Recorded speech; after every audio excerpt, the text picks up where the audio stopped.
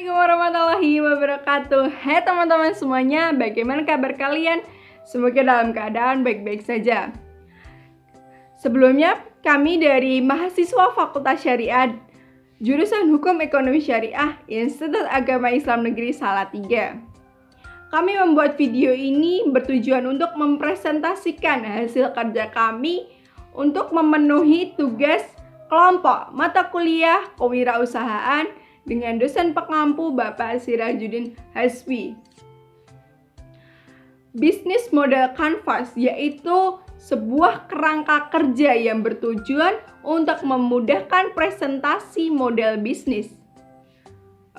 Bisnis model Canvas itu terdiri dari 3 unsur penting yaitu produk, market, dan value.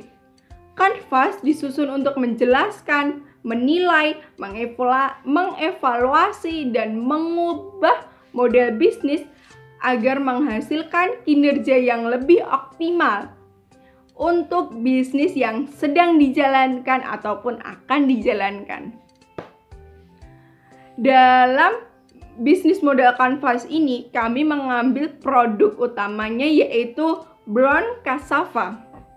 Brown cassava ini adalah sebuah produk olahan yang kekinian, cocok pada saat online saat ini. Brown cassava itu bahan utamanya adalah singkong yang kita padukan, kita olah dengan tepung, gula, telur, dan tepung crispy. Di mana brown cassava ini ada varian rasanya yaitu coklat dan keju. Brown cassava adalah salah satu makanan kekinian yang cocok untuk anak-anak muda milenial pada saat ini. Dalam bisnis model Canvas itu terdiri dari 9 elemen penting, yang salah satunya adalah key partners. Key partners yang kita ambil dalam produk ini yaitu outlet di tempat yang strategis. Yang kedua adalah warung kelontong. Selanjutnya ada 8 elemen penting lainnya yang akan disampaikan oleh teman saya.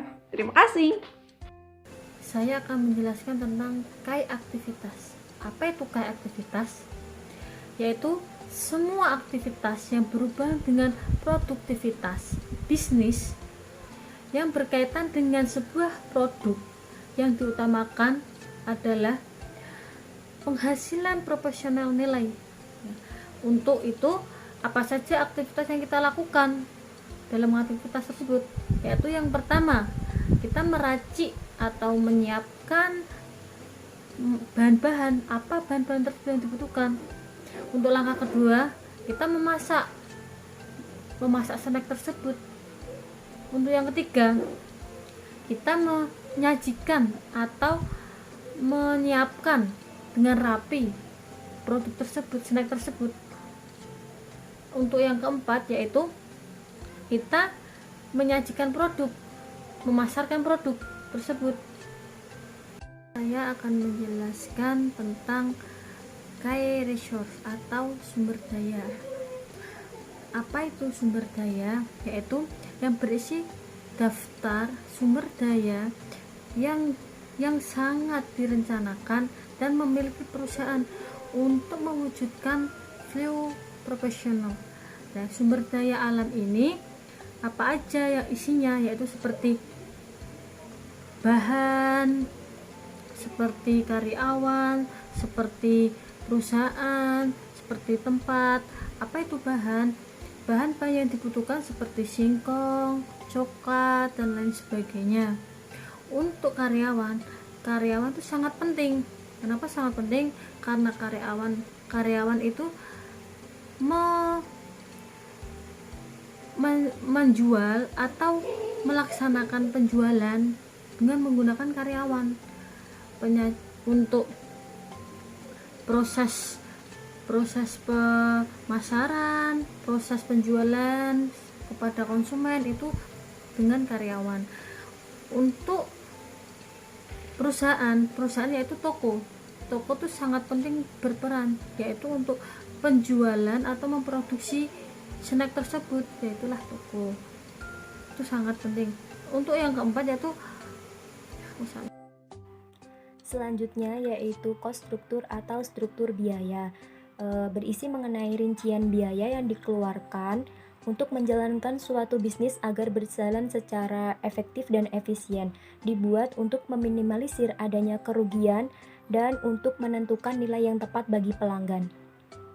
Cost struktur sendiri berupa biaya operasional yang terdiri dari biaya pemasaran, biaya produk, biaya penyewaan, dan biaya sumber daya manusia.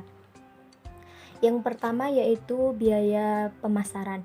Dalam hal ini bisa berupa untuk membuat media promosi yang berbentuk banner maupun spanduk, bisa juga brosur. Yang kedua yaitu biaya produk berkaitan dengan produk, misalnya peralatan. Yang ketiga yaitu biaya penyewaan, dalam hal ini kaitannya dengan penyewaan tempat. Dan yang terakhir biaya sumber daya manusia, yaitu kaitannya dengan gaji karyawan.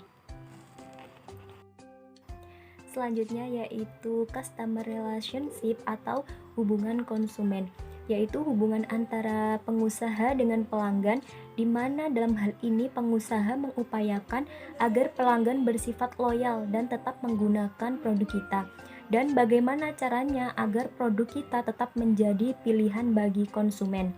Dalam hal ini bisa diupayakan dengan cara yang pertama memberikan diskon atau bonus. Seperti halnya contoh, setiap pelanggan yang membeli dengan jumlah yang banyak maka akan mendapatkan bonus tambahan. Yang kedua yaitu dengan cara memberikan pelayanan yang baik. Dalam hal ini pelayanan bisa berupa pelayanan langsung maupun pelayanan melalui chat. Dan yang terakhir yaitu menangani keluhan pelanggan dengan baik.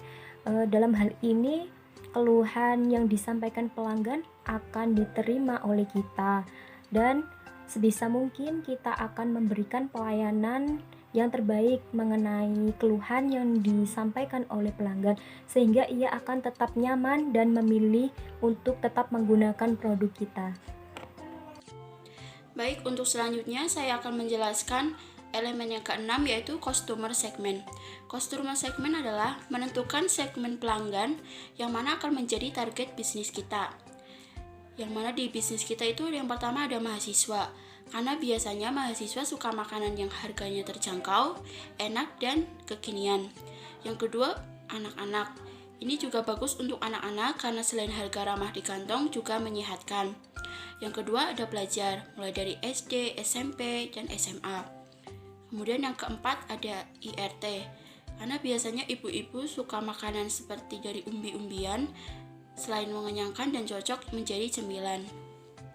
Kemudian yang kelima yaitu fancy share, yaitu memberikan hak kepada orang lain untuk memanfaatkan atau menggunakan produk yang telah kita buat dengan tujuan untuk mengenalkan produk dan menjangkau target pemasaran yang lebih luas sehingga masyarakat menjadi tertarik untuk membuat usaha yang sama. Kemudian yang ketujuh yaitu poin value proposition.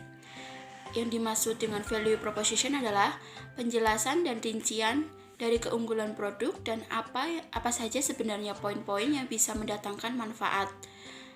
Nah, bisnis kita yang pertama yaitu halal, sudah pasti karena terbuat dari bahan yang ada di alam, yaitu umbi-umbian. Kemudian yang kedua adalah praktis, pembuatannya sangat praktis. Dan yang ketiga harga terjangkau. Dan yang terakhir adalah makanan kekinian. Selanjutnya saya akan menjelaskan tentang poin yang ke-8 dalam PMC, yaitu revenue stream. Adalah berkaitan dengan dana yang dimiliki oleh perusahaan atau produsen untuk dikembangkan dan dikelola. Lebih jelasnya lagi, dalam revenue stream ini adalah sebuah transaksi yang berulang guna untuk mendapatkan dana yang berkelanjutan. Pendapatan yang akan kami peroleh dari mana saja, yaitu dari keuntungan yang kami peroleh dari hasil penjualan brown cassava. Kemudian juga apabila kami sudah memiliki reseller, maka kami akan mendapatkan pendapatan dari reseller tersebut.